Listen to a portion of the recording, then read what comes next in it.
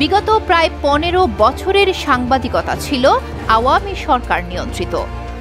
অনেক অন্যায়, জুলুম এবং অনিয়মের খবর গণমাধ্যম প্রকাশ করতে পারেনি।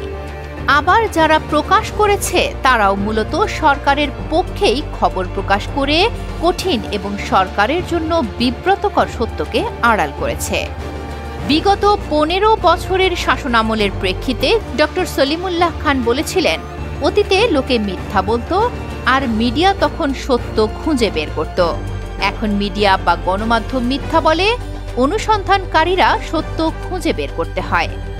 ৫ আগস্টের আওয়ামী সরকারের দীর্ঘ ১৫ বছরের শাসনামলের পতন ঘটার পর রাষ্ট্রীয় বিভিন্ন দুর্নীতিবাজ ব্যক্তিদের সাথে উল্লেখযোগ্য সংখ্যক সাংবাদিকদের নামেও গণহারে মামলা করা হয় এবং তাদের অনেককেই গ্রেফতারও করা হয়।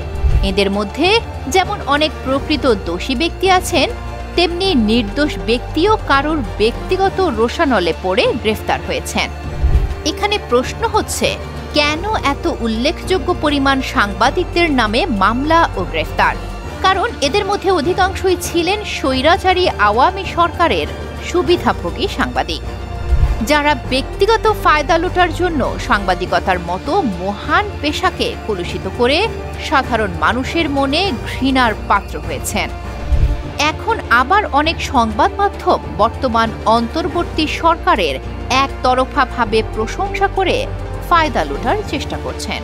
আবার অনেকেই বিএনপির প্রতি পক্ষপাতিত্ব দেখিয়ে ভবিষ্যতে সুবিধা নেওয়ার পথ তৈরি করে রাখছেন। তিক্ত সত্য হচ্ছে, সবসময় যে শুধু রাষ্ট্র ক্ষমতা থাকার দল বা গোষ্ঠীর চাপে পড়েই সাংবাদিকরা পক্ষপাত দুষ্ট সংবাদ প্রকাশ করেন তাই নয়, বরং অনেক সময় ব্যক্তিগত ফায়দা লোটার জন্য নিজেদেরকেও সর্বোচ্চ ক্ষমতার কাছে সমর্পণ করে বসে থাকেন কোনো কোনো সাংবাদিক মহল। তবে বর্তমান অন্তর্বর্তী সরকারের আমলে দেশের বিভিন্ন পরিস্থিতি নিয়ে অস্বস্তিকর খবর বিভিন্ন গণমাধ্যমে প্রকাশিত হলেও তেমন কোনো বাধার মুখে পড়তে হচ্ছে না বলে জানান অনেক সাংবাদিক এবং সমাজের বিশিষ্টজন। এর মধ্যে বিভিন্ন সিন্ডিকেট নিয়ন্ত্রণ এবং চাঁদাবাজির ঘটনায় বিএনপির বিভিন্ন ব্যক্তির নাম গণমাধ্যমে এসেছে। এদের অনেকেই কেন্দ্রীয় হাইকমান্ডের সিদ্ধান্ত মোতাবেক দল থেকে বহিষ্কার হয়েছেন। কিন্তু বাজার সিন্ডিকেট কি এখনো অসাধুদের নিয়ন্ত্রণে নয়?